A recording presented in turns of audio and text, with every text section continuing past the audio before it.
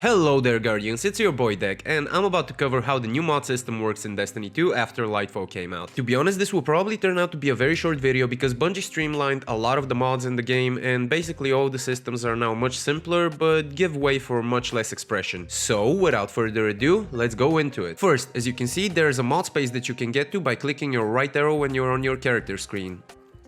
Another change was introduced with Artifice Armor. Now it has a mod slot where you can put in 3 extra stats of your choosing, completely for free. As you can see, I can get +3 discipline, or intellect, or mobility, or basically whatever I need to round out my build. Okay, so let's get into the mods. With the current system, each piece of armor has specific dedicated mods that it can use. For example, Helmet Armor now has all of your Siphon mods which generate orbs of power. But now, all of these mods can actually be used for specific damage types. For example, a Solar Siphon mod, or a Strand Siphon mod, Void Siphon mod, etc. Here is where you'll also find your Heavy and Special Finder mods. But this time they can be a little bit more useful because they can either be for yourself only, like the Heavy Ammo Finder here, which increases the drop chances of heavy ammo on kill, or the Heavy Ammo Scout. These mods will actually generate ammo for your teammates as well as yourself once an Ammo Finder perk gets activated. Another thing which has not changed is that you can find the mods Dynamo, Ashes to Assets, Hands-On, and Power Preservation again on the helmet. Arms basically also keep the same mods that they used to have before, like Momentum Transfer, Bolstering Detonation, Firepower, and Fastball. But now, as you can see, all of the Loader and Dexterity mods are based on the subclass that you're using, so they're not gun specific, which is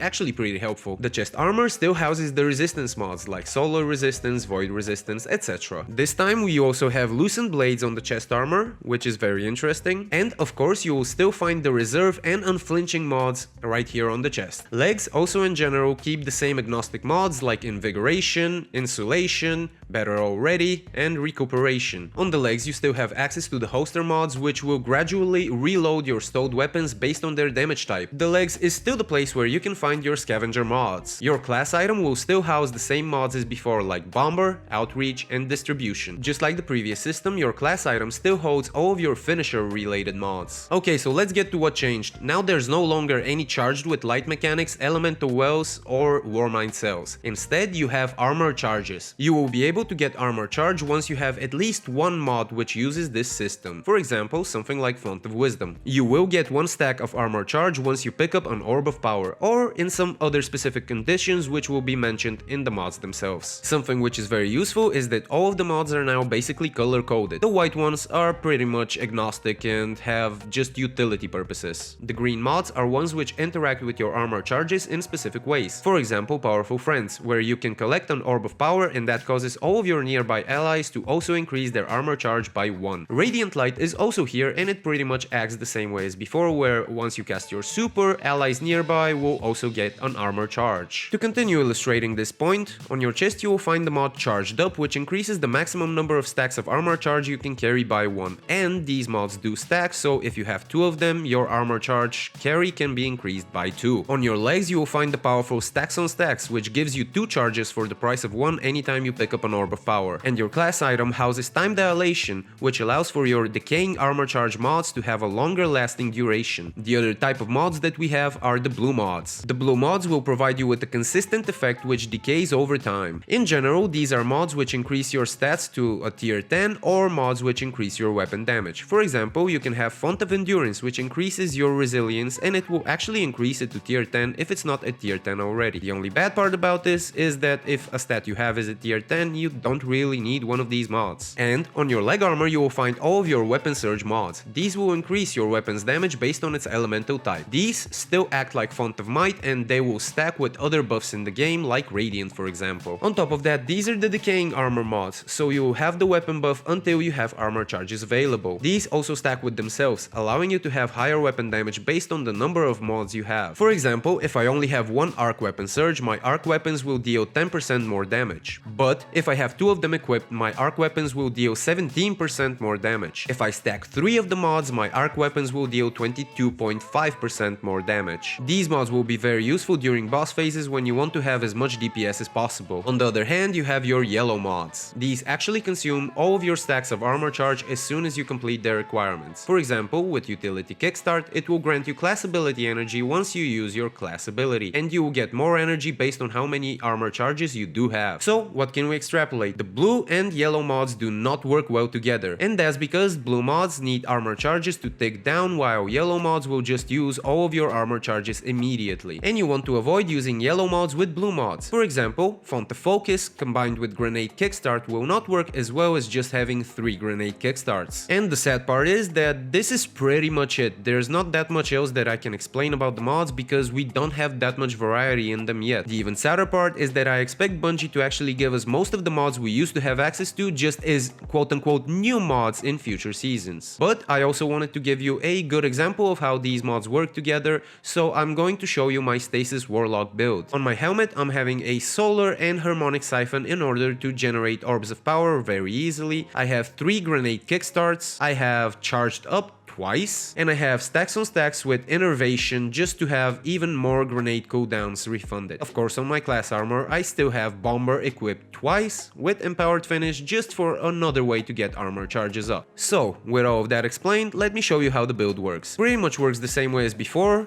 but instead of using the mod Firepower and having an easier time gaining armor charges, now I need to actually pick up an Orb of Power. So with the 2 armor charges, I will just throw my grenade, and you can see that I basically get about 40-ish% of my grenade back with 3 grenade kickstarts. And that's what you get for 3 grenade kickstarts and 2 armor charges. Let's see how far we can take this. And now we have 5 stacks of armor charge.